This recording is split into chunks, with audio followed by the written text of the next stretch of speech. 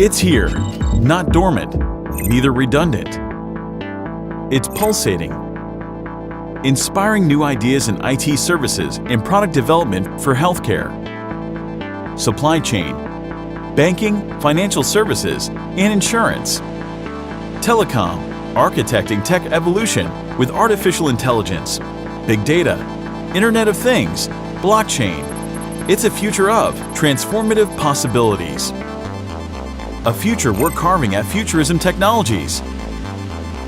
Building your window to a new paradigm of digital transformation for the world, now and next. A window of smarter product lifecycle management to advance enterprise infrastructure with legacy integration. Create a digital roadmap for the new decade. Consult to realize products increasing productivity. Reduce time to market to increase ROI.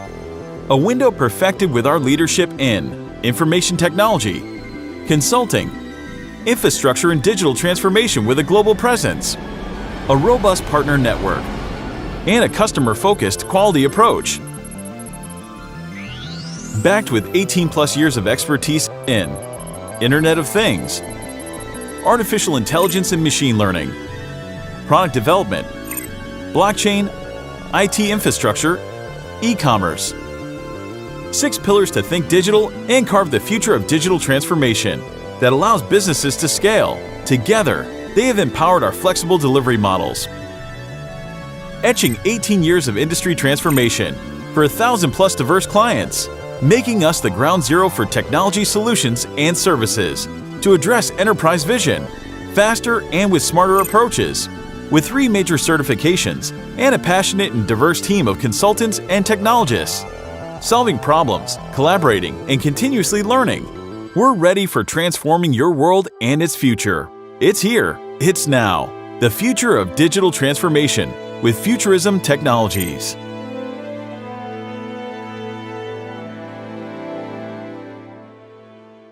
Hi everybody. We begin on a sad note. Just few hours back, very unfortunately, we lost one of our panelists, Miss Carol Fellows. He was the chairperson of IFA USA. We mourn her sudden demise, and may I request all participants to observe a 30-second silence in her memory, please. Good morning, good afternoon, good evening, depending on which part of the world you have logged in from. On behalf of the Indo American Chamber of Commerce and Invest India, it is my pleasure to extend a warm welcome to all the members of the 14 chambers who have joined us today for this super exciting session on investments into India and USA, FDI, FPI limits, tax, and other factors.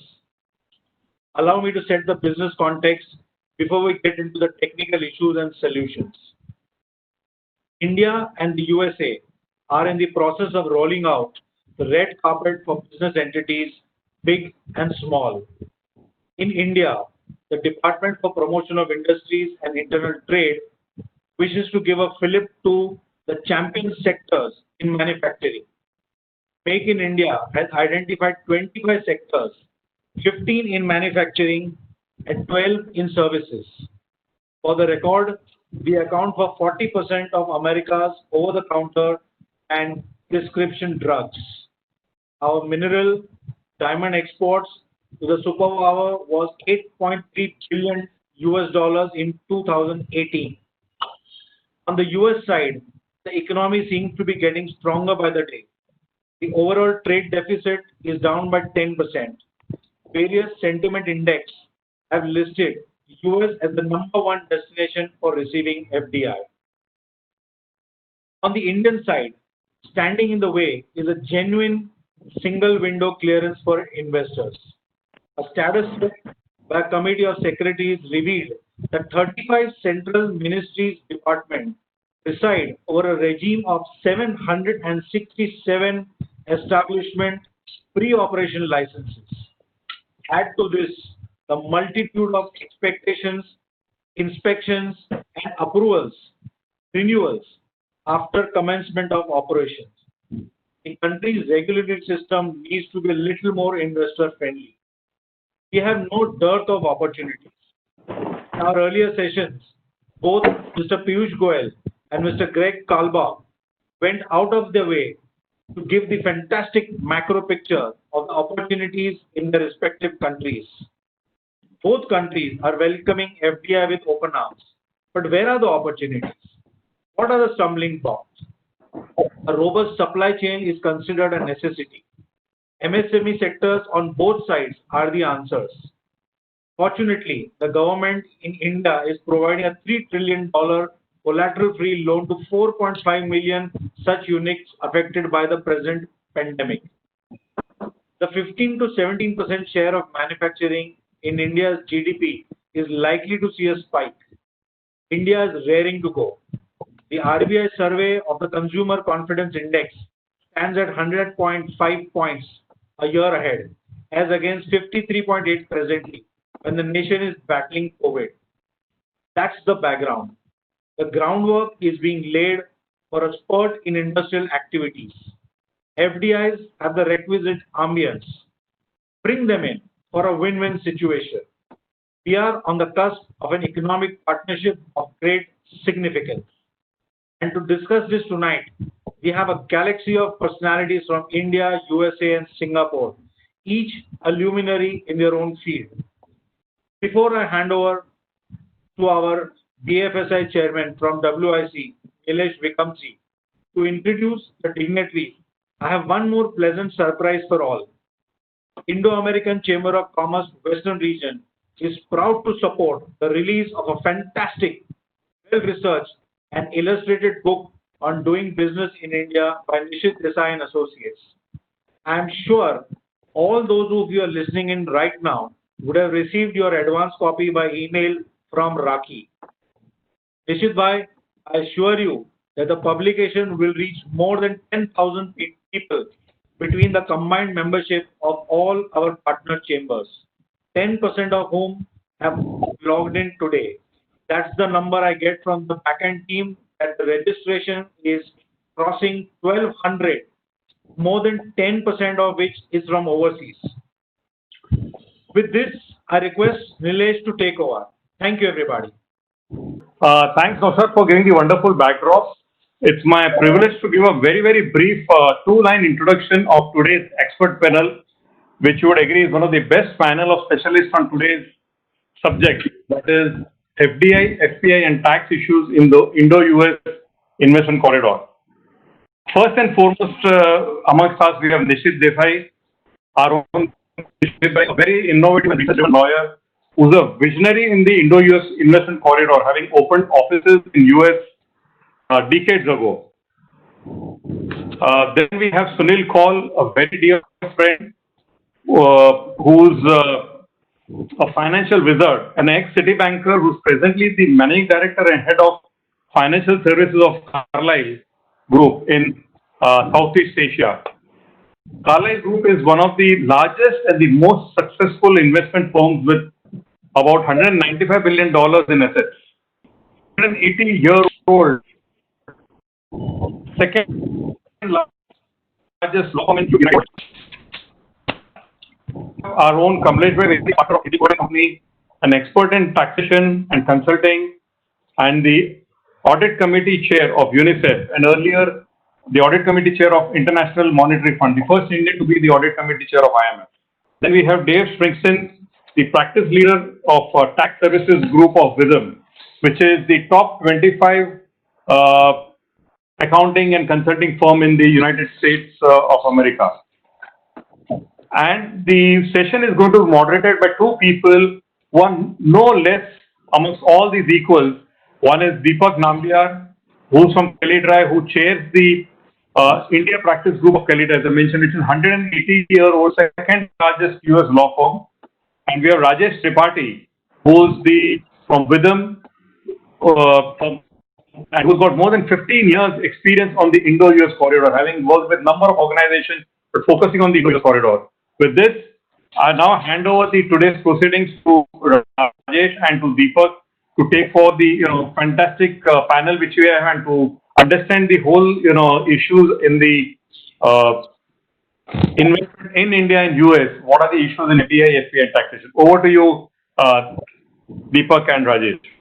Thank you. Nilesh, really appreciate Sorry for it. the Good morning, mic. everybody here in the US, and good evening for people who are attending in the Southeast Asia, and good afternoon for people who are from other parts of the world. So, as the session today is purely focused on the US-India corridor, so the question is that what is the relationship between the US-India? The trade between the US-India has grown steadily ever since the India's economy began to take off in mid-1990s.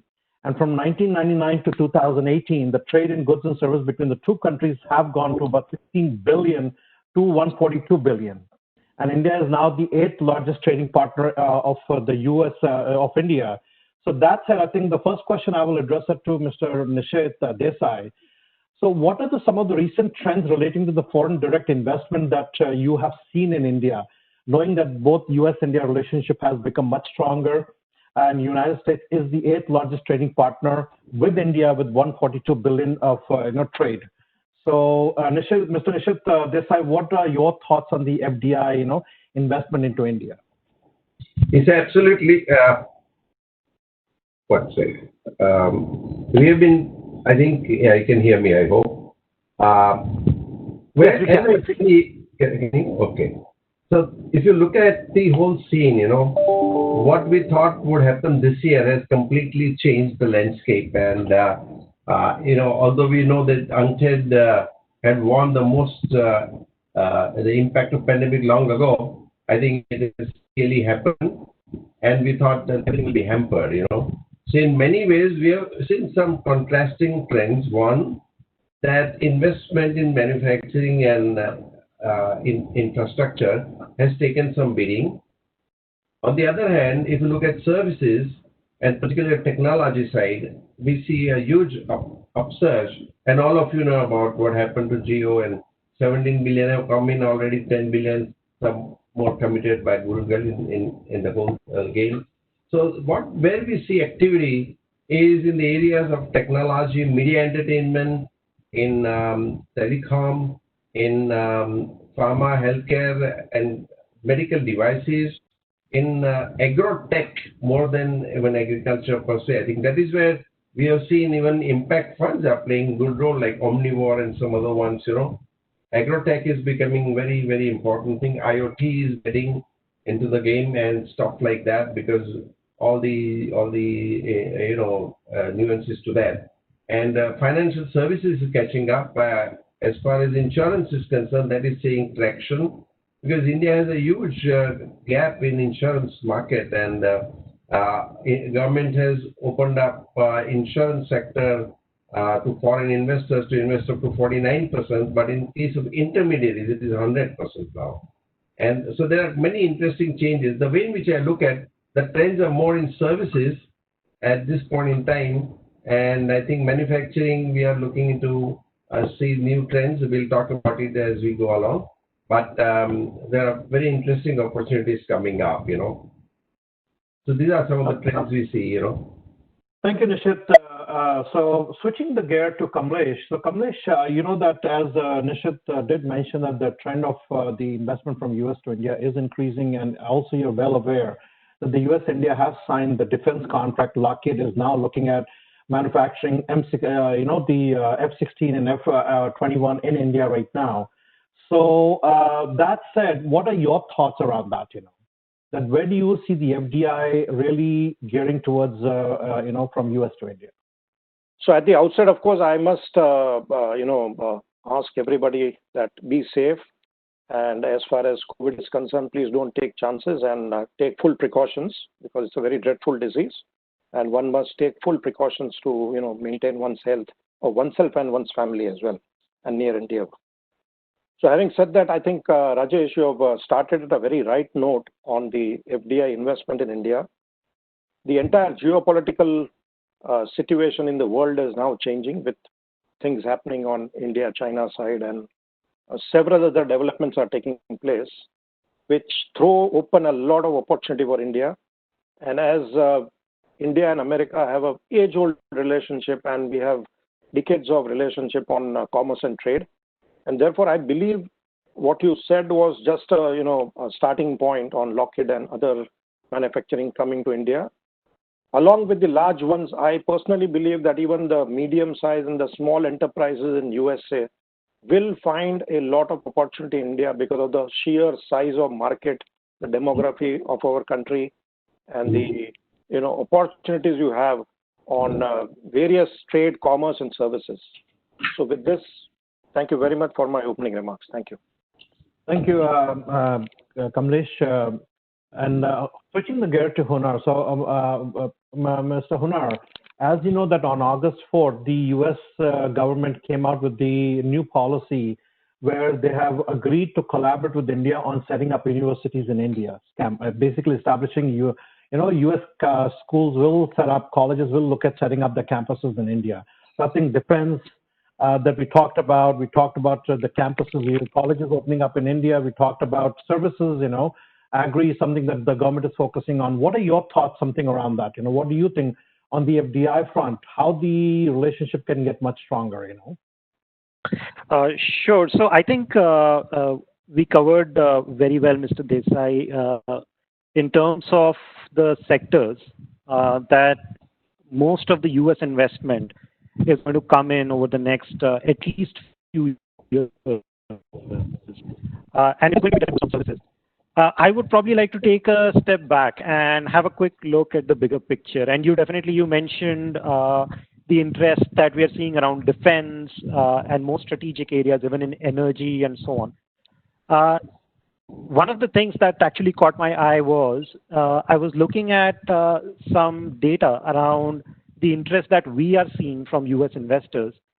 And just the traffic on our website, Invest India website, we have seen that searches from US have spiked about 4 times in terms of looking for opportunities in setting up businesses or partnerships in defense, and about 3 times in terms of healthcare.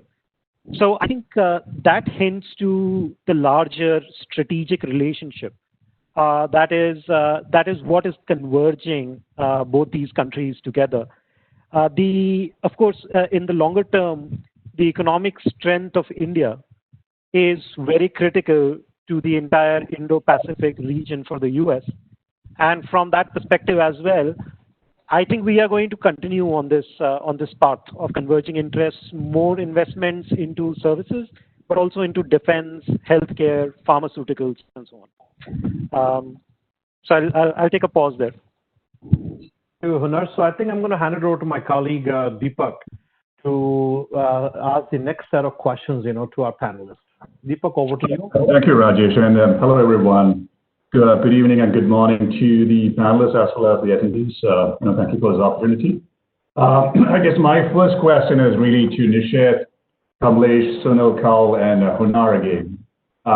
We do hear about U.S. businesses moving their operations from China to India post-COVID, and also in the wake of the current U.S.-India relations, and also, of course, U.S.-China relations, more important.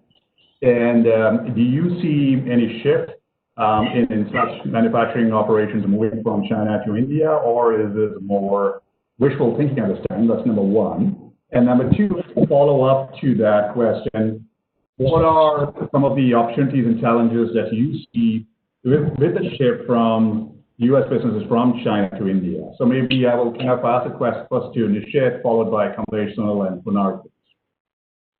Indeed, a very good question. And what we are seeing is twofold thing. Number one, while there is a lot of talk around moving from China to India, one set of things is that so much investment has gone on large scale in China, it is not easy to uproot that overnight and bring them to India, first of all. Secondly, the India's economic survey of 2016-17 said that India has the opportunity to promote apparel, leather, and footwear kind of sectors as well. But what unfortunately seems to happen is that has not moved to India, but they have moved to Bangladesh and Vietnam. What we feel is that because, of course, of the historical issues, regulatory and land issues, and many other kind of things that come in, manufacturing has slight difficulty in suddenly shifting from India to China. Now, one option for Indian company is to look at via media, okay, move to Vietnam in interim, and then in next 3-4 years you can move back to India and stuff like that. But I think there is an opportunity, and of course, like Apple and other ones have been looking at India to introduce Apple phone 11 and all that. So there will be some movement, but it is not very easy to migrate from China to India, and I think we'll have to make very special effort,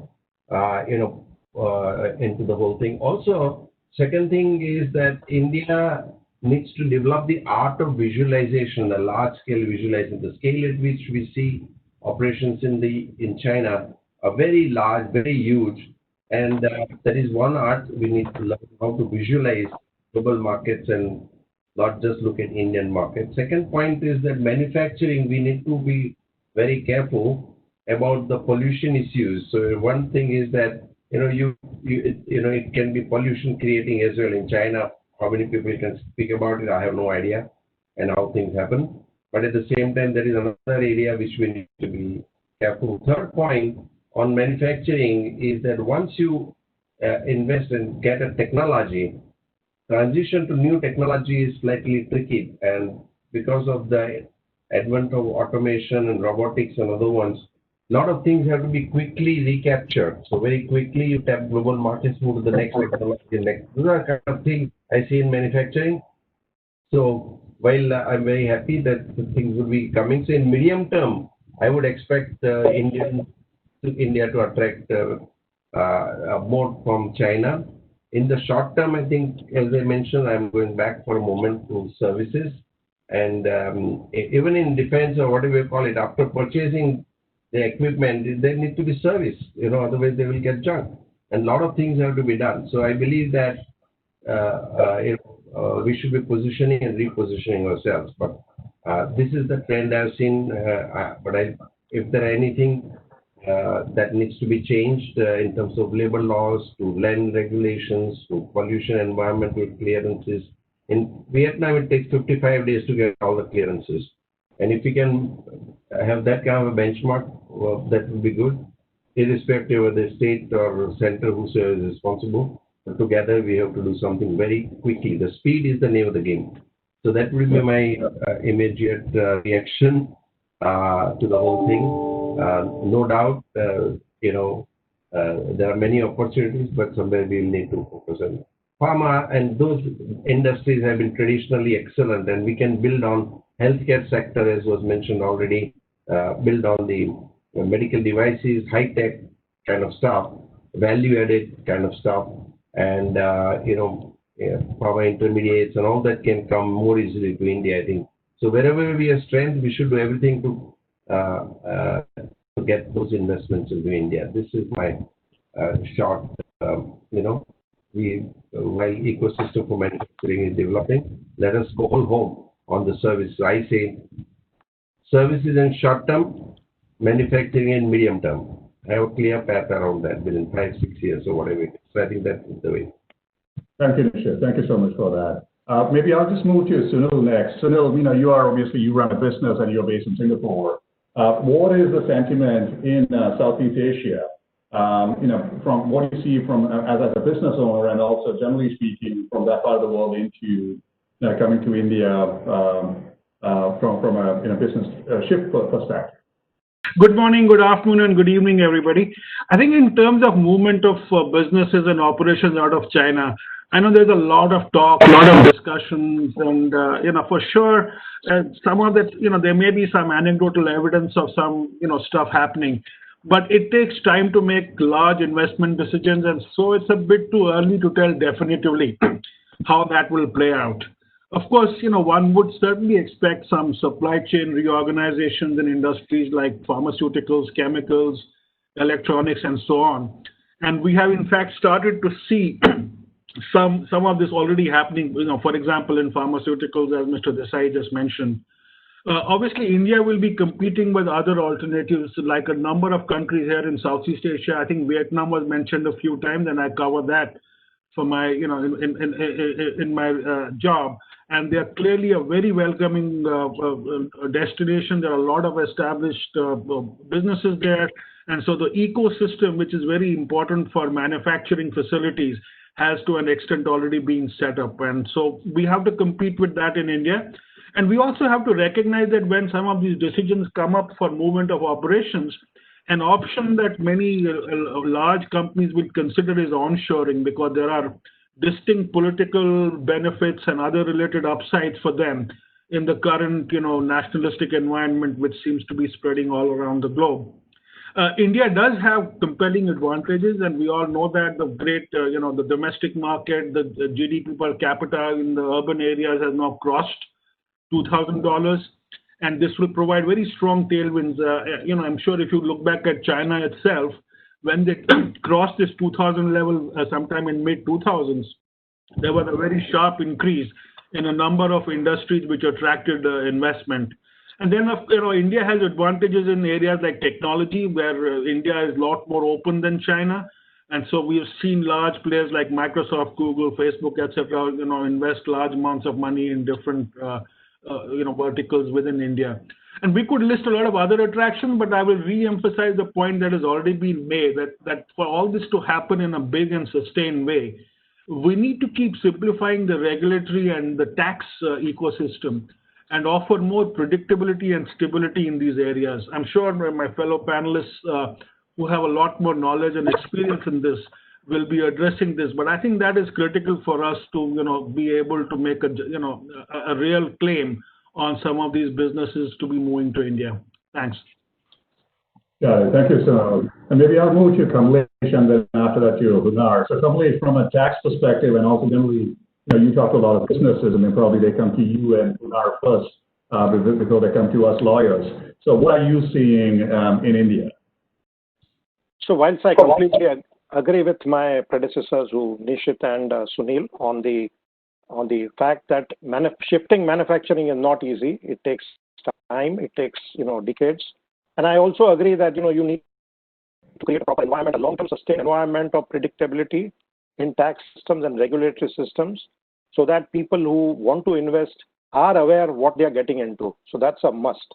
Having said that, I think Prime Minister Modi was in USA last September, where he made a very big announcement, and which is extremely important, that if you set up manufacturing in India after that date, after 1st of October of last year, for the next 3 years till 23, the tax rate is as low as 15% plus surcharge, which comes to something like 17%, which is definitely a good rate of income tax as far as any country goes. It's comparative internationally and probably lower than many of the regimes internationally.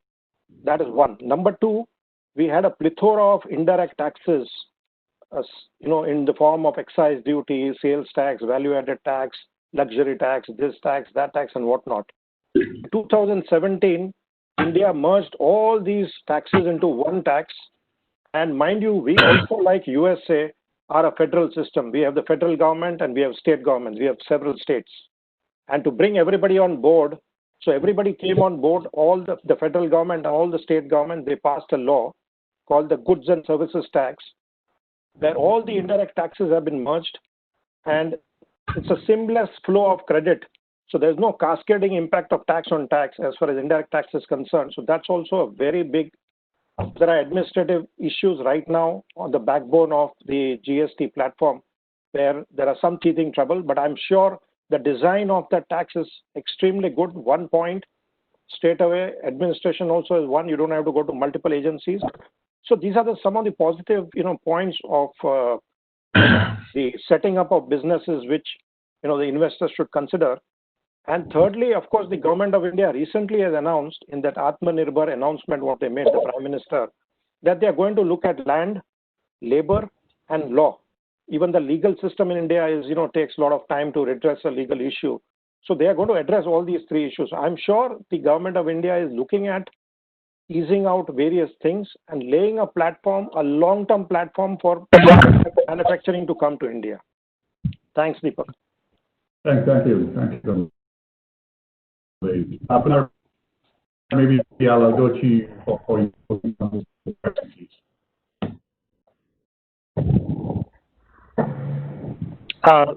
Sorry, Deepak, you broke up a little over there. Can you repeat, please? Yeah, sorry, I was asking you about the same question. What are you seeing so far as a shift by businesses from China to India? Do you see a real shift happening, or what do you see on the ground? Yeah, sure. So I think it is definitely not wishful thinking. But if the constraints and the bottlenecks and the issues that Mr. Desai and Sunil and Kamlesh highlighted, if those are not dealt with fairly quickly, it might turn into that. We have been seeing, having said that, we've been seeing a lot of interest from investors in terms of moving from China. And those conversations have been going on in our Invest India offices, in respective boardrooms of companies and so on. We haven't seen that transpire into a lot of action so far. But those conversations definitely have picked up a lot. They've been going on from early last year, and over the last few months, they have significantly picked up. In fact, I was looking at data from FDI Markets, which is a Financial Times service, and it shows that this year, I think for the first time, there are more greenfield projects that are being announced by U.S. companies coming into India than China for the year so far. I think it's around 39 for India and in the mid-20s in China. So I think there's definitely something substantial there. Then again, the government also is responding fairly quickly. Some of the initiatives that are being taken to make sure we don't lose this opportunity were mentioned by the previous speakers.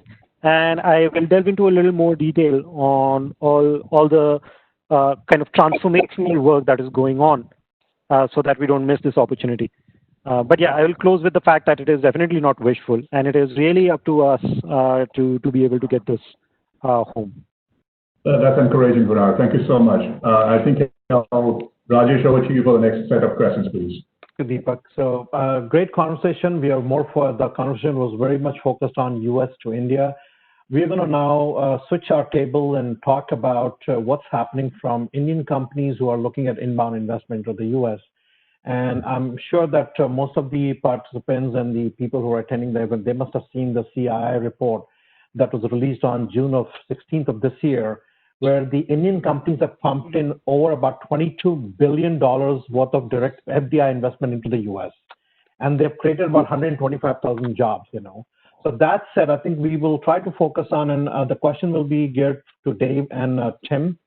So Dave, what have you seen in your practice area, being a global tax head of Witham, what are the FDI norms or investment that you have seen from India to the US, Highlight on that side will help our, listeners. Well, Raj, like the numbers indicate, there's a lot of investment inbound into the U.S. We are seeing a lot of different industries plowing funds into the U.S. And in order to address this inbound investment, we've created two programs. One is called Know Before You Go. And two, if you're already in the U.S., it's a tax health checkup. Because clearly businesses are making substantial investments and taxes impact the return on those investments. Clearly, our tax reform has created an opportunity at a 21% federal rate and a 0 to 15% state and city rate. We also want to make sure our inbound investors are aware that the federal government and also the 50 states are your partners, and they're looking for their share of taxes. And that creates a lot of opportunities on inbound investments. What do I mean by that? Well, what surprises many inbound investors is that each of our 50 states have different rules on direct tax, different rules on sales and use tax. So you need to be aware of that so-called silent state partner that you have. And more importantly, just because you're in the U.S. and complying with all the rules here, you also need to comply separately with each of the state rules. You may incorporate in Delaware, a common place to go. But if you're doing business in California and doing business in New York, you have 2 more tax returns to file. So the heads up on state taxation is critical on the inbound. States do not follow the international tax treaties between the U.S. and India, but clearly there is a lot of planning that goes around to drive efficiencies in our U.S.-India relationship. It is the land of opportunity, and we've created a lot of inbound books. In my role as HLV Global Tax Leader in 150 different countries, clearly the U.S.-India relationship is the strongest, but there's also indirect relationships between India and U.S. through other countries, and we can't lose sight of those indirect benefits. So at the end of the day, I think India and the U.S. are really reshaping world business, and there's a lot of opportunities moving forward. Time for a pause, Raj. Good. Thank you, Dave. Really appreciate it. So, Tim, over to you from legal perspective. So we did talk about, that there is an FDI investment coming into the U.S. and, what companies have to be aware of, as Dave had mentioned about the 50 states have their own laws, and then you have the federal state, laws. From legal perspective, what do you see and what are your thoughts, around that? Let me start by following up on something that Dave said. While he said accurately that your states are your silent partners, one thing, as we have found with the COVID pandemic, the U.S. workforce, not unlike the rest of the world, has become virtual overnight. And as a result, because of the individuals possibly living in other jurisdictions from where they would normally go to an office and derive or perform their services, there could be some unknown tax liability from an employment perspective. So I just wanted to make sure I threw that out there. But in terms of other legal impacts, obviously an Indian company coming to the United States needs to marry the legal, the operational, and the tax issues together while making a decision on not only to come to the United States and not execute on an opportunity, but also where to locate, where to form, etc. One of the first things that we have to look at, and only because recently our President Trump has signed an executive order in February 2020 expanding our foreign investment in the United States review to such industries as medical supplies, PPE, and possibly even some food chain. So the first thing an Indian company would want to do is make sure that the investment that they're looking to make or an acquisition they're looking to make, that it would be compliant or would be allowed under the CFIUS rules. Secondly, once you get past that, then it's, okay, where do we form legally? Dave mentioned Delaware, by far the most popular in the United States. Nevada, probably the second most popular, mainly because those states are very business friendly, allowing the companies to organize, manage themselves from a legal perspective the most flexible way. But once you're formed, then you have to, when you're determining a jurisdiction with which to operate, it's not only, say, Chicago, where I'm located, where we're interocean and we can easily travel when travel becomes possible again, and much more the norm, from coast to coast easily, but also, what states? These 50 states all have separate regulations, all have separate laws impacting, data privacy, data security, impacting advertising, impacting labor rules. For example, you're trying to stop your employee from stealing, trade secrets of the company. Well, Illinois has a business-friendly statute. California has an incredibly restrictive, almost pro-employee perspective on those issues. So you really have to look at the various states first to determine where you want to locate. And then go down to where Dave, I'm going to pick up again on Dave. Thank you very much for setting the table here. you go down further, each state and also the locations, the city locations, are all very much interested in attracting foreign investment. Austin, Texas, Chicago, Illinois, Kansas City, Missouri, Pittsburgh, Pennsylvania. These are cities that have done a really nice job of creating hubs, not only for related businesses such as technology hubs, but also, maybe symbiotic hubs where businesses from a variety of different service set and goods and services can help each other. Not like an incubator, but similar. And those hubs are almost always located in these cities where universities are prevalent, so that the attraction of talent and capital are there for the Indian companies coming into the United States. And then I'll finish with something that I think it is on everybody's mind, and that is, and I'm not an expert on this, but we have to be cognizant on the immigration rules as Indian companies come to the United States. Obviously there's going to be a culture that will need to be imparted on the United States operations, and that comes from the home office. And bringing people to the United States has obviously constricted over the last few months, but is always something to keep in mind. So those are sort of the broad legal issues that I think Indian companies need to be cognizant of. And Raj, can I compliment what Tim's also said? Absolutely. So you come to the U.S., you've invested a lot of money. There are other legal issues to address. Debt to equity is one of the bigger issues, and to the extent you use debt, intercompany loan documents must be in place. If you're declaring dividends, they're reflected in your minutes and resolutions. Royalty agreements are also big. Intercompany charges even bigger. And a lot of companies come to the U.S. without this legal documentation in place, and they can run havoc with the IRS in the states.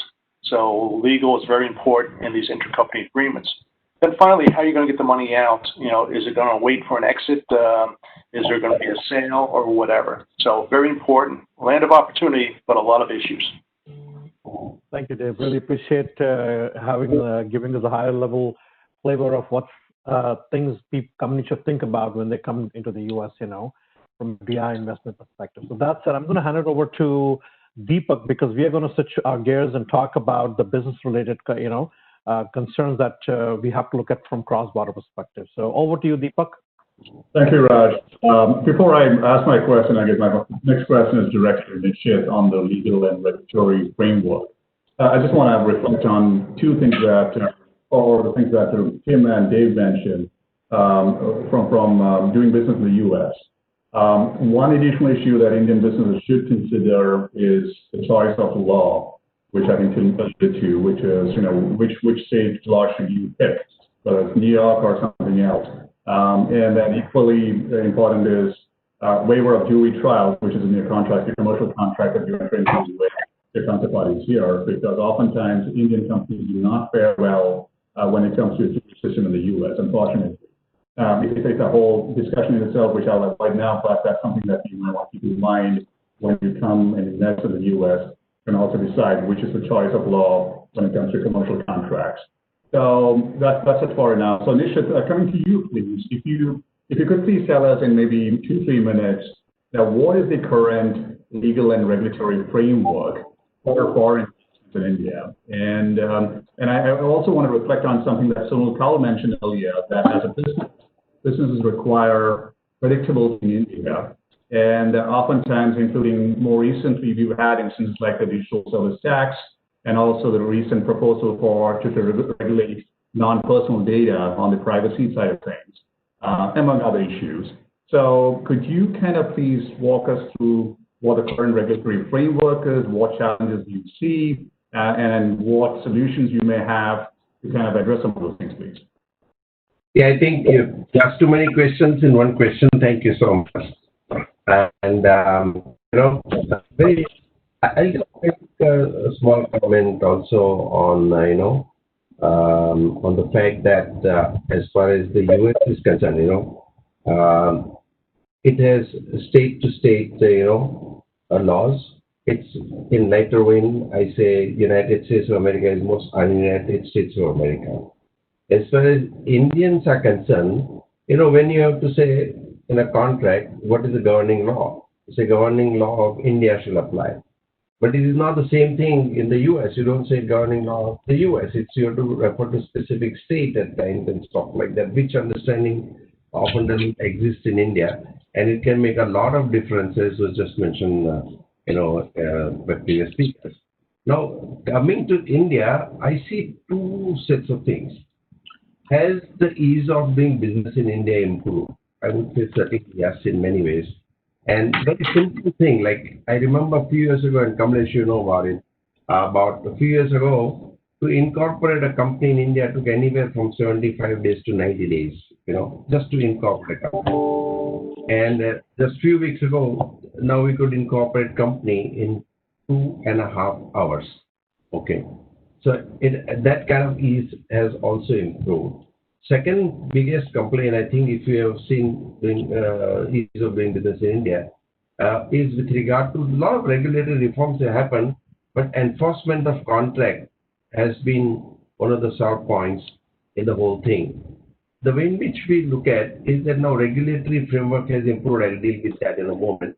But enforcing the contracts is very important, and that weakness is seeming to be now receding to some extent because of two reasons. More and more contracts now contain arbitration clause, and central venues, particularly Singapore, has become very popular now. And most of the international disputes now go into arbitration if it is in the context of India. Second, judiciary has responded exceedingly well to the pandemic, because when lockdown started, within no time, the courts are doing sittings on what is called e-court basis. So all hearings and important urgent matters are immediately taken up. In fact, the adjournments have reduced, travel time is reduced, costs have gone down. And the most surprising thing was the judiciary has really speeded up itself in an amazing manner. So, of course, there are some issues because everybody's trying to come to grips with that. But things have become faster than ever before. And if in no time, I believe in next 1 or 2 years, judiciary will be one of the fastest in the world. I don't know. But I think that is the good news on one side. On the investment side also, by and large, I think India has probably one of the friendliest in terms of regulation for investment. Almost most of the sectors, 90% of the sectors or 95% of the sectors are open to 100% foreign investment, And but the thing is that as far as the tax laws are concerned, that is where one of the bigger problem is, and a point was made, and it was very well made, that our tax rates have come to now 15% for new manufacturing units and 25% for other companies, which is a good rate, one of the good in the world. The problem is not just with regard to rate. The problem is with regard to the discretion that is available with the tax department. The drafting of law is often very poor, and therefore the intended benefits don't easily percolate to the investors. And difficulty is that some laws like general anti-avoidance, place of effective management, which causes foreign companies with some kind of control in India, are deemed to be tax residents in India. So, when you invest in the US, those companies could be deemed tax resident, and there are some subjective and subjective criteria, so mix up of that. That is what is causing a problem. So subjectivity in many regulations, I personally think that we should look at every law with fine comb, and every discretion that is granted should be very carefully evaluated and see how can its abuse be avoided or eliminated. Number two, the laws are ambiguous, and number two, that because of the problems, the penalties and prosecutions have become more common. So every civil offense is turning to become a criminal offense, and many a time the directors are held up, not only Indian directors, but the parent company directors and stuff like that, which is, imprisonment and other kind of stuff. and cases don't close very quickly. That is where the problem is. So, of course, these are business risks. So one has to be very careful about the dealing with the regulatory framework, and I think we'll discuss about Chinese investment neighboring country in a minute or two. But I thought I'll just stop here. There are a lot of interesting opportunities. As far as services are concerned, I think that's the best thing. There's minimum issues. Governance is improving, of course, in these recent times. A lot of cases of scams and scandals have come out, and I think governance is becoming a little trickier. But old economic companies have this problem. New economic companies have generally been better governed because it's a fresh baby and people have taken care of it. But still, the respect for the corporate governance is still not at a level at which one would hope to have it. It would happen as we mature. I'm not pessimistic about that.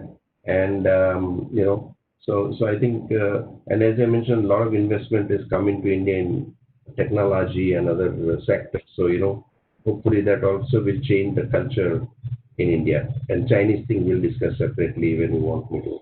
I don't take away too much time.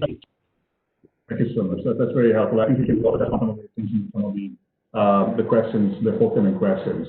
And I'm kind of mindful of the time. So Raj, over to you to the next question. Deepak. So I think Mr. Desai has touched on the legal aspect of doing, how companies are facing challenges in India. Now we're going to talk about the tax side. I know that 10 years ago or 12, 15 years ago, when a U.S. company would like to set up a legal entity in India, it would take a year and a half, or 2 years. A lot of nuances from tax, regulatory, and compliance perspective, But that said, the question is addressed to Kamlesh. Kamlesh, what have you seen, that from tax and regulatory perspective, how the FDI norms in India and companies, what are the fastest way of them to set up their operations in India, and what are the challenges that they're facing, from setting up their operations in India? So let me address, Nishit has very rightly articulated some of the issues, and let me touch upon an issue which is not necessarily related to India, but entire globe. The way these cross-border transactions are to be taxed is an issue which every country is grappling. This base erosion and, which country taxes what profit, where does the situs of the profit arise, who taxes, which country should not tax, treaty shopping, so these are issues which are, I think, each and every country is facing. India is equally facing. As far as the march of the tax department is concerned, we are marching towards global, and we are very quick in accepting what is coming out of OECD on, taxing global and cross-border transaction and international tax. So that's the Indian tax department is very efficient in bringing it. The challenge is that they make good laws, as Nishit rightly pointed out. They make very good laws, but when it comes to implementation, the interpretation, the discretions, there the challenges arise, and therefore I think the government must do something to institutionalize a framework whereby there is certainty on things. And having said that, of course, they have put into place the advance ruling authority, where if any non-resident has any issue about how a particular transaction is going to be taxed, you simply file before them and they will give you an answer as to what. But of course, of late, the judicial as well as the advance ruling authority, the move is towards more going to substance rather than form. Because often in the past, when taxation was more on form, now it has moved to substance. So if in substance something is taxable, they go out of the way and say that it's taxable. Even the tax advance ruling authority has now, really gone into that, I should say, top gear in terms of deciding on those issues. Nishit also pointed out about the general anti-avoidance rules, which are relatively new, which have not yet been tested fully in courts of law. But I'm sure the way it is widely worded, with the kind of powers which are given to the officers, the revenue officers, it will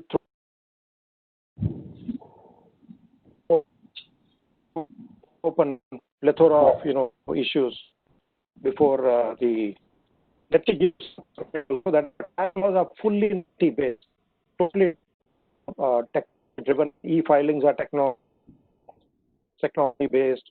Even trying to make it technology based.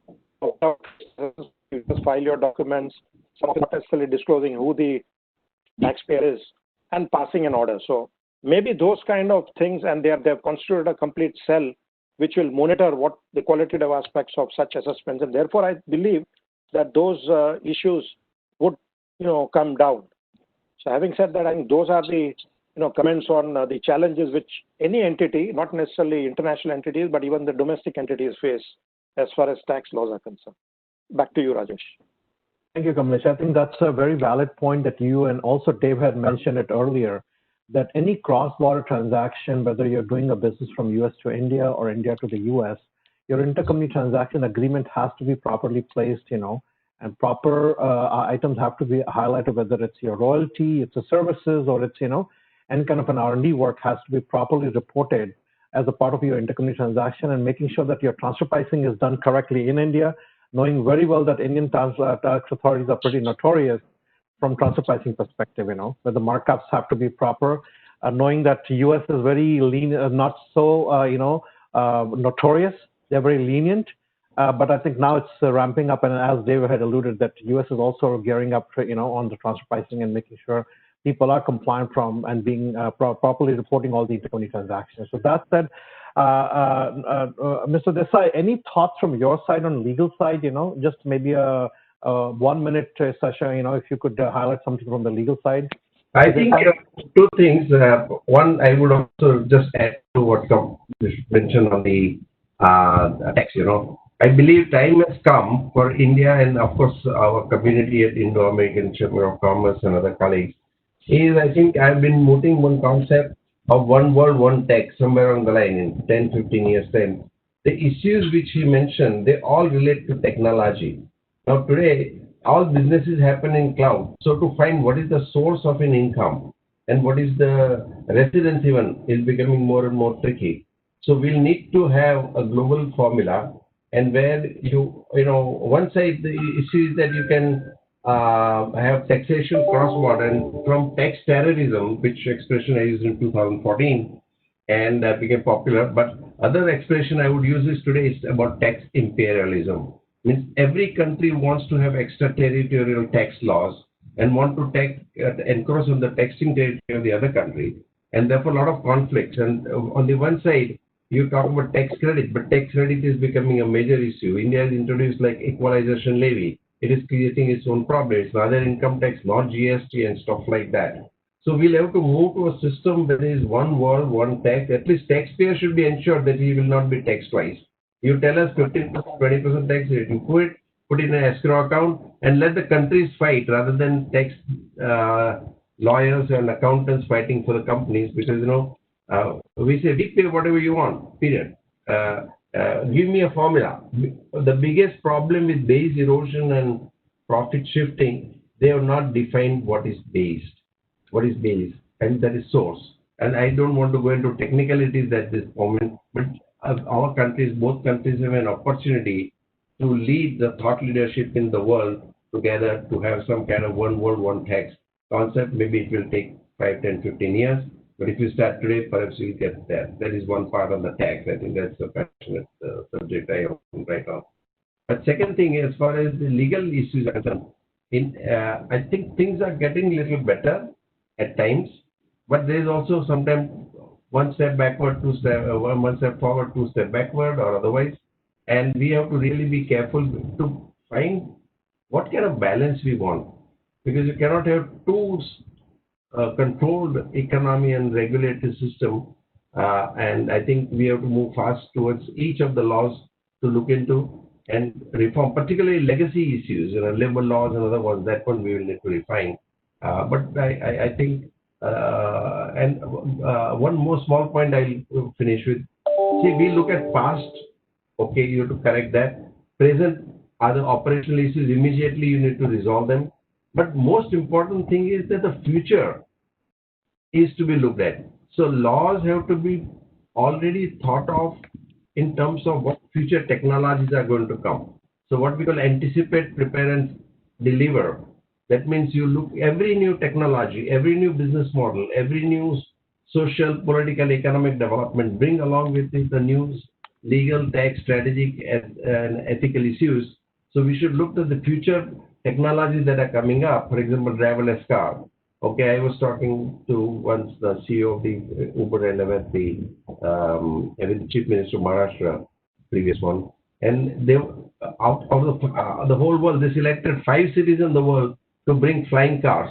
In 5 years' time, flying car will be reality, and 10 years' time it will be common mode of transport. And Mumbai was one of the cities they selected that this is where we want to experiment out of the 5 cities in the world. Okay, so my take was that they will bring flying cars, but our regulatory regime will not be in place. So we should start thinking of that. So whether it's driverless car, IoT, we had recently fought a case on blockchain and cryptocurrency. That's going to be the next thing. IoT, robotics, AR, VR, 3D printing, all the things we need to really start working on. Start framing laws so you don't bring laws in a hurry. I'm sorry for explaining too much, but at the future you. I agree with you. I agree, Mr. Yeah, I agree with you, and I think that's a very valid point you made. So I think that's something that government has to think about. The law should be implemented based on the technology that's coming. So thank you. Really appreciate it. I'm going to hand it over to my colleague Deepak to start the next panel of the questions. Thank you, Raj. Thank you, Mr. Desai. That was very helpful. So I guess question to Tim and Dave from a U.S. perspective. Tim and Dave, we now live in a world that is defined by trade wars and protectionist measures, including the Make in America move by the Trump administration more recently. In this current environment, what challenges do you foresee for Indian and other non-U.S. businesses from first coming to the U.S. and also doing business in the U.S.? I know that one of you have previously touched upon the new immigration laws, but could both of you please expand on those, please? Sure. Tim, you want to go first? Yeah, I'll take you, Dave, first. Yeah, one, two, please. Okay, so why don't I talk about tax law and how it has an impact on global business. But clearly, tax policy drives growth. Tax policy, as we're seeing recently, will have a major impact on stabilization of a downturn. In 2017, we had a major tax law change, and that was the driving force to bring more business to the U.S. Unfortunately, it probably did have an impact on U.S.-India structures. And not that it was a major impact, but it required many companies that are doing business in both countries to relook at how they're doing business. So, for example, there was new rates introduced, lower rates, so U.S. almost became a tax haven, not quite, but it's still more favorable in certain cases to be in India and take part of those rates. The U.S. now has incentives to bring profits and keep intangible assets onshore, and they've got complicated calculations on those incentives and penalties. So you've got the carrot, you got the stick, and more importantly, the BEAT rules, and I don't need to go in a lot of detail, but it also impacts, companies that are very large that may be making payments to offshore companies like to India, and there's now a surcharge. So it does require rewriting the book on India-U.S. transaction structures, and as I mentioned before, the transactions between the countries. All new rules, but we are smart people. We'll make it happen. Back from a legal perspective, the challenges that Indian companies face coming, or other non-U.S. businesses coming to the United States to do business, besides the obvious of the economic downturn caused from the pandemic and those challenges, and of course the immigration, which I referred to earlier, those changing laws, I really focus on the virtual workforce. It's the most, it really is a paradigm shift for the United States. We have almost overnight gone decentralized in our business approach, and it's keeping the productivity, the community in the workplace, and then attracting new business opportunities. That is really, I think, one of the largest challenge of companies coming to the United States. I mean, it's the same challenge for us here in the United States, but that to me is the largest challenge today. And I think it also creates opportunities for the inbound funds into the U.S. Well, it may take business away from India, but there's new opportunities to enter into the U.S. and take advantage of these investment opportunities. So businesses will, and the C-suite will figure it out. Understood. Thank you, Dave. I want to go back to Sunil and Punar on the business side of things. And Sunil and then Punar, what are some of the significant process and executional considerations that create transactional complexity in the effort to comply with otherwise reasonable historic expectations? And also, from a business perspective, what changes would you like to see in the future to provide businesses like yours with the necessary reassurances when it comes to doing business in India? So maybe Sunil, you could go first, followed by Punar. Sure, thank you. Well, we think, and I think as Mr. Desai has said, India has done some really good work on the regulatory simplifications front, and that has certainly helped. Though in my view, and I think everyone sort of agrees, this remains a work in progress. So, if you, for example, look at, say, the tax and investment structures, if we make investing and exiting investments in India more flexible with less swings in the FDI regulations or the ambiguity and discretion on the tax side, whether it is dividends or capital gains, that would be immensely reassuring for folks like us who are trying to, make some of these investments. So, for instance, when you look at, investing, the complexities of investing through the FPI and the FDI routes and the different regulations for each, the floor pricing regulation limitations, or the checks and limits on transfers between resident and non-resident beneficiaries, which oftentimes leads to deals not fructifying. Limitations on use of capital market instruments like convertible or preferred instruments. All of this can complicate deal situations and make investments a little harder to make. And then, of course, time is also a key factor, especially when the commercial contours of an investment or its pricing are subject to changes with time. This is particularly a problem when we have to seek approvals from multiple authorities, like, say, RBI and, I think Mr. Desai mentioned insurance, so IRDA, SEBI, CCI, and so on. And during that period, the price can move and it makes deal making extremely complicated. So to sum up, I think that there has been encouraging progress, including some recent, developments on delegation of powers to RBI for FDI-related matters. And, we have to acknowledge these improvements, but I think I repeat, much still, it's still work in progress and a lot needs to be done to make it easier. Thanks. Thank you, Sunil. Punar, over to you. Thank you, Deepak. So while Sunil talked about the more structural issues that we see and what needs to be done there, let me just quickly mention, as I had said earlier, let me just quickly mention what all we are doing along with the central government and the state governments here in India, which should hopefully bring in some substantial changes in the short to medium term over the next year or two. I think the first bucket is around digital transformation of all government services and processes. Now, I know that doesn't address some of the very fundamental or structural issues that were being discussed, but I think in itself that would be a big step forward. One of the things we are doing under that is creating a single window system for all investors, including foreign investors, where they would just have one portal online to go to, which will tell them once they have shared certain inputs from their side, it would tell them what all approvals they need. And not just that, it would also allow them to apply for those approvals from that single portal. Now, I think that would be a first step, which would at least bring into the sunlight all the various kinds of complexities, redundancies, processes that exist. And then we can continue building from there and simplifying it. As Mr. Panjwani had said in his introduction, rightfully, when we started this exercise, we realized there were about 700 different approvals across 35 central ministries that needed to be obtained depending on what kind of investor you are and so on.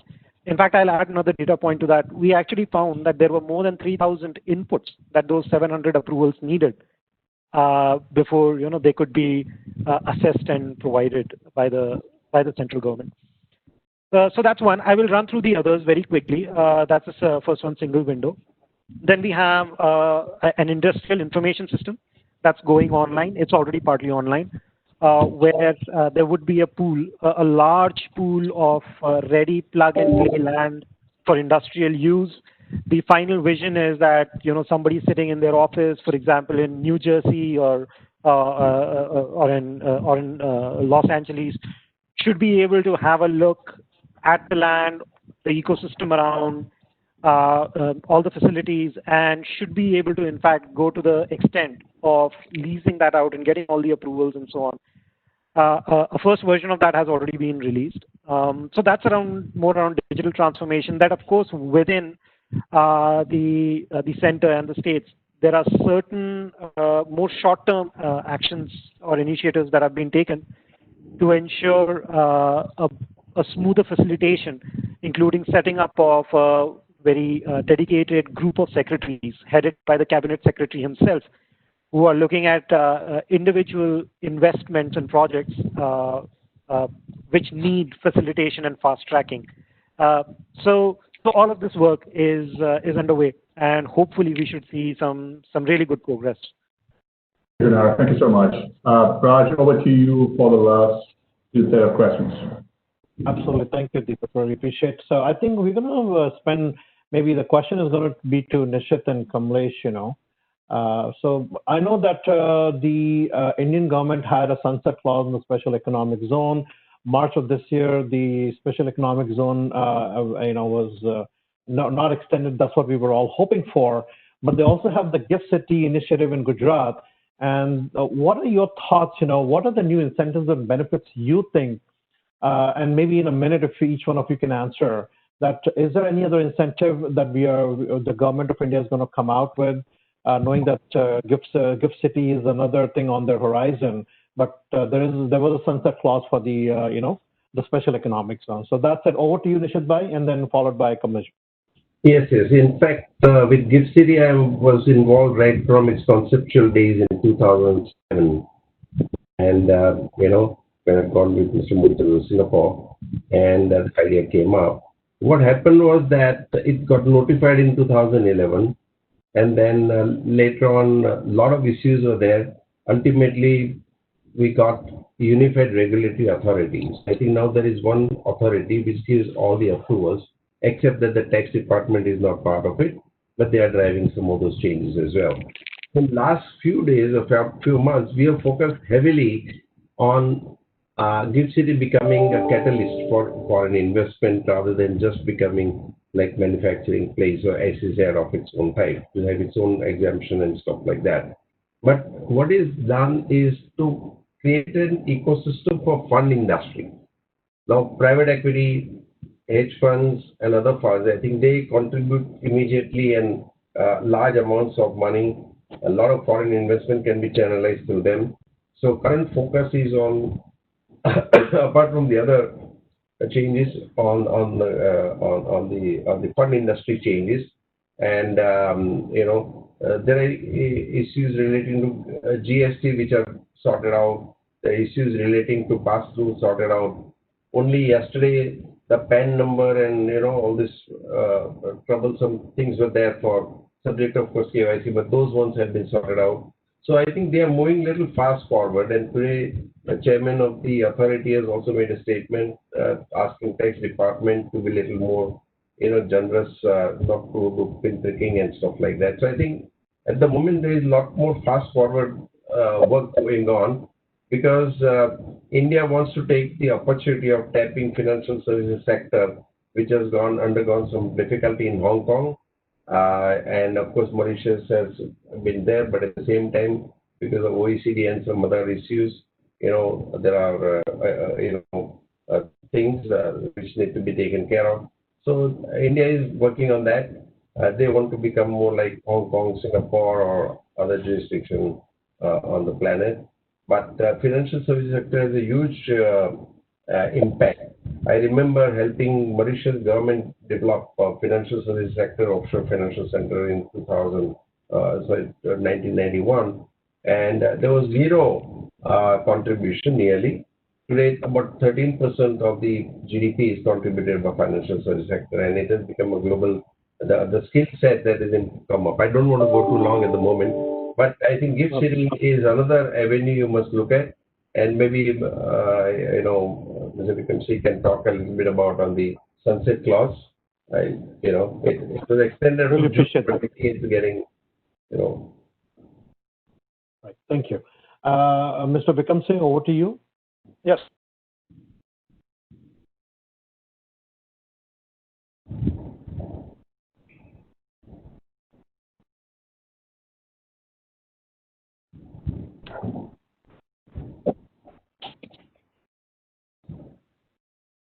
So Rajesh, I mean, there's no new government as far as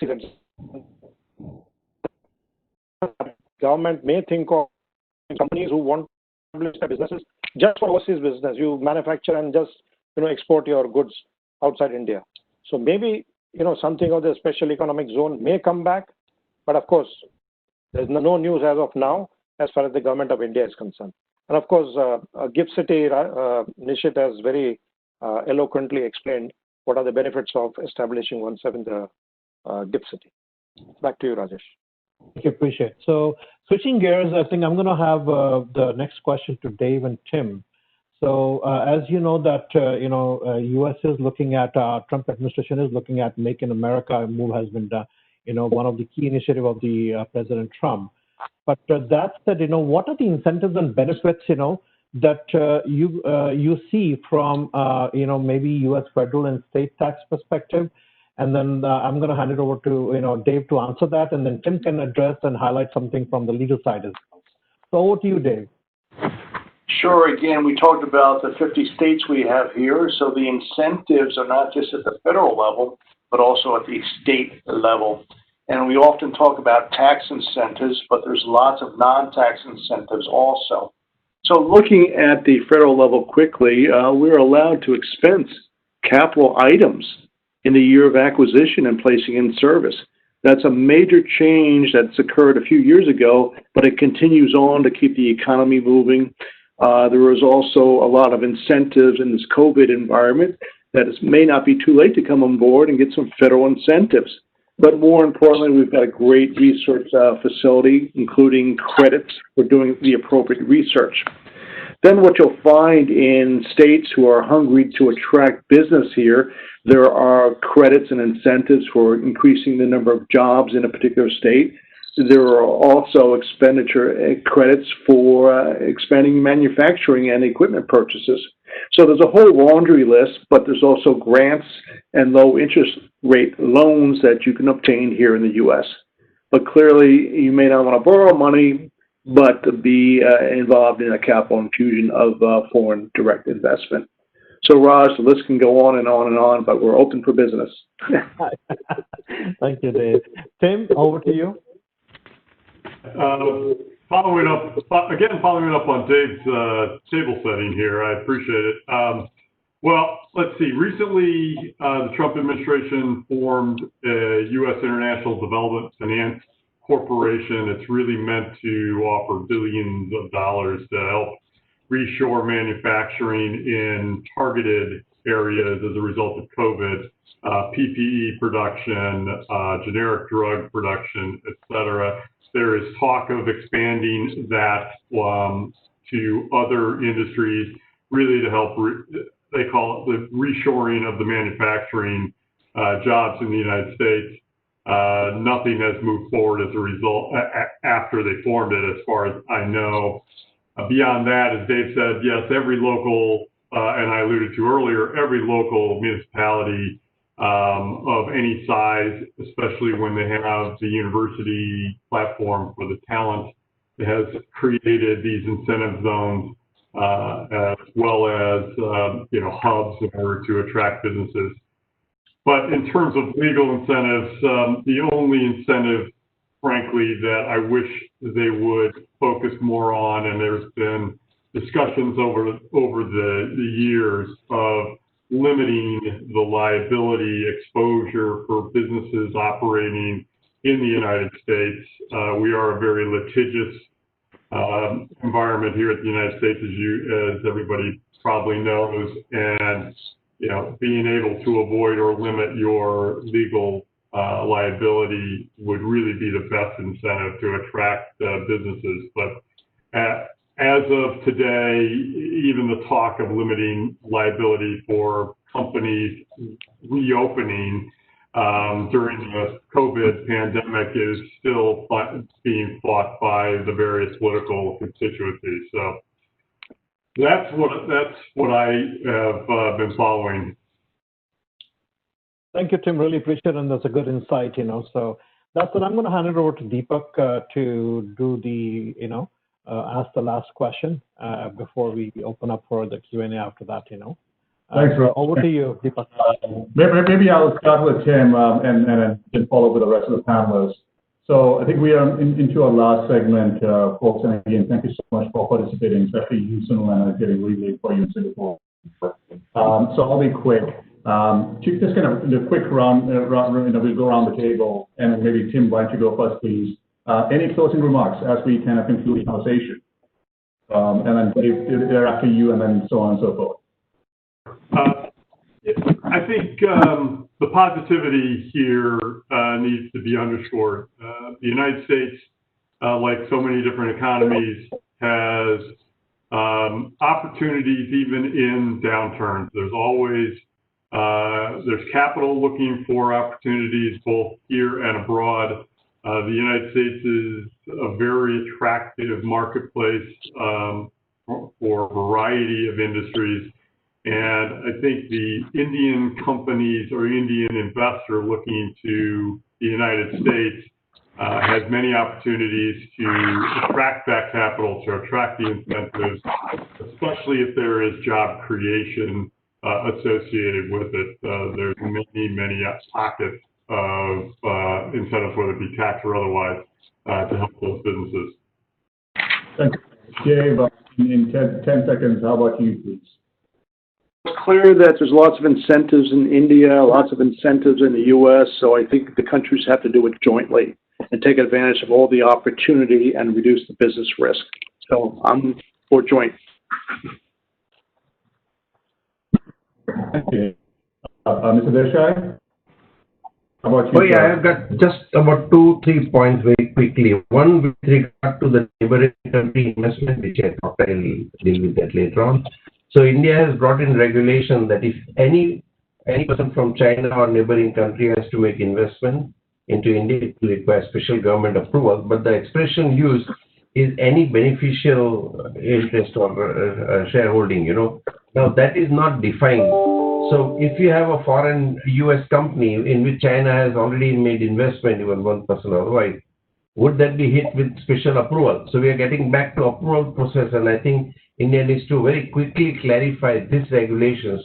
If it is directly from those countries is one thing, but indirect from other countries and other companies is one other point. Second point I would suggest is we should actively at the Indo American Chamber of Commerce look at facilitation of bilateral investment protection treaty. I doubt very large investment would come from the US into manufacturing sector if we do not resolve that issue. And I remember earlier we had a lot of OPEC and others who used to provide insurance, but now there is a little problem.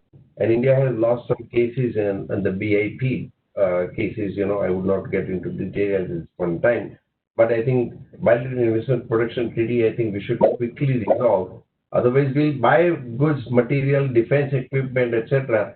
But manufacturing will still remain behind. Even investment for the US, large investment will always look for BIT. These are 2 important points I thought there are 10 other things I can talk, but not right now. We'll have some other, time to discuss that.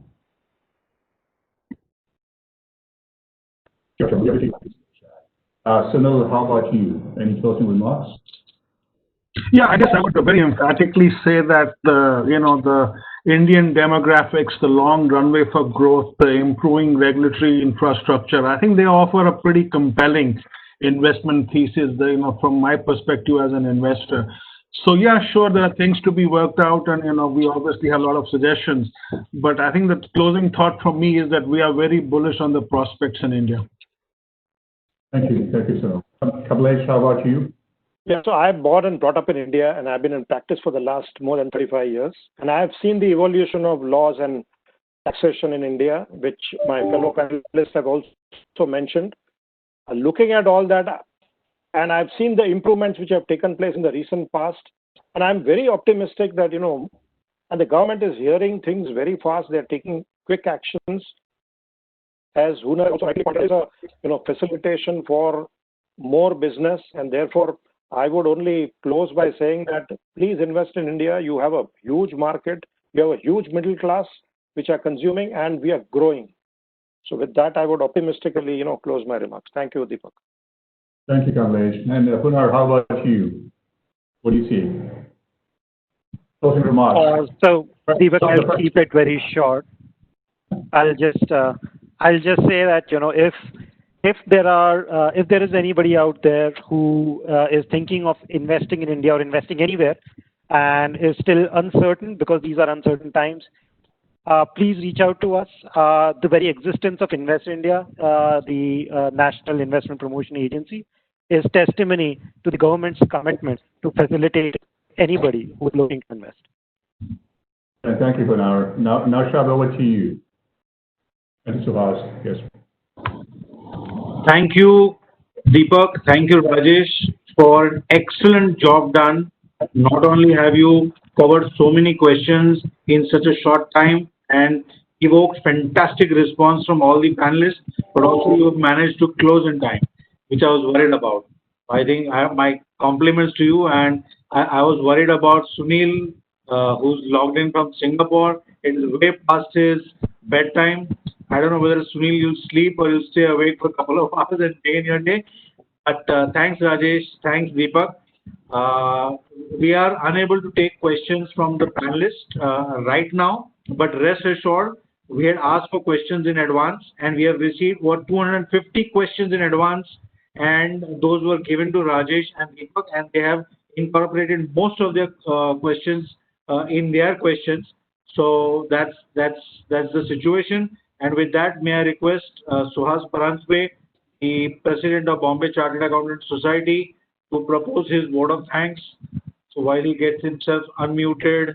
Good evening, good afternoon, good morning, all seniors and friends. I am Suhas Paranspe, President, Bombay Chartered Accountants Society for the year 2021. I am here to propose very well deserved vote of thanks to all of you.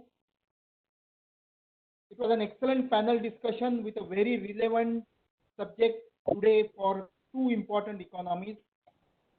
Great privilege and honor to present the vote of thanks on this occasion. To begin with, today we must thank God, digital and technology to enable us to connect seamlessly. So thank you, digital transformation.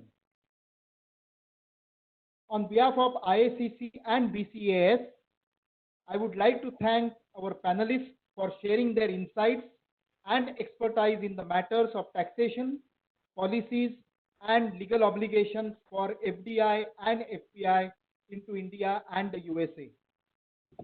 We had a panel of stalwarts today. My heartiest gratitude to each and every one of them, and our thanks to, namely, Mr. Nishit Desai, founder and partner, Nishit Desai Associates, Mr. Sunil Kaul, Managing Director and Head Southeast Director Asia, Head Southeast Asia Carlyle Group, Mr. Hunar Jan, Co-Head Americas Region Invest India, Mr. Dave Springsteen, Partner Vitham, Mr. Kamlesh Vikamsi, Senior Partner Kimji Kovarji and Company, and Mr. Timothy Devender, Partner Kelly and Dye. The two moderators have done a brilliant job in picking the minds of these experts and in doing the condensed session. Thank you, Mr. Rajesh Tripathi and Mr. Deepak Nambiar. I would like to thank the audience for giving such an overwhelming response to this Indo-US bilateral investment series. The success of this series would be incomplete without our partners' contributions. Kindly bear with me just for a few seconds with me while I acknowledge their names. Mr. Vivek Abraham, Invest India. Mr. Neil Jensen, Arkansas State Economic Development Commission. Mr. Niranjan Hirachandani, Assocham, India. Dr. Kavita Lagate, Bombay Management Association. Mr. Neil Gonuguntla, Dallas Indo American Chamber of Commerce. Mr. Sharad Kumar Saraf, Federation of Indian Export Organization. Mr. Sheetal Pansare, Futurism Technologies. Ms. Anita Dinan, Georgia Indo American Chamber of Commerce. Mr. Colin Shah, Games and Jewelry Exports Promotion Council. Mr. Jagdeep Ahuwalia, Indo American Chamber of Commerce, Greater Houston. Mr. Deepak Nambiar, once again, Kele Rai. Mr. Sanjay Mehta, Material Recycling Association of India. Mr. John Woodward, Metro Atlanta Chamber of Commerce. Mr. Chintan Patel, Narsi Monji Institute of Management Studies. Mr. Nishit Desai, once again, Nishit Desai Associates. Mr. Rajesh Tripathi, once again, Vidam. Mr. Nilesh Vikamsi, Chairman, BFSI Committee, IACC, WIC. Last but not the least, on behalf of BCAS, I would like to thank Mr. Naushad Panjwani, Regional President, IACC, West India Council, and our past President for conceiving such a brilliant event with the goal of strengthening Indo-US trade ties and for bringing all these trade associations on the same platform and giving us the opportunity to partner for this excellent series. I would also like to thank Payal Chatterjee, Mukesh More, and the rest of NDA team and Dharini Shah. Thanks are also due to the IACC Secretariat led by Mr. Kamal, Vora, and Raki. Finally, I would like to thank you all for your participation, and now I would like to take permission from all the dignitaries present here to end the program with advisory to stay home, stay safe, and take best care of yourself. Thank you very much.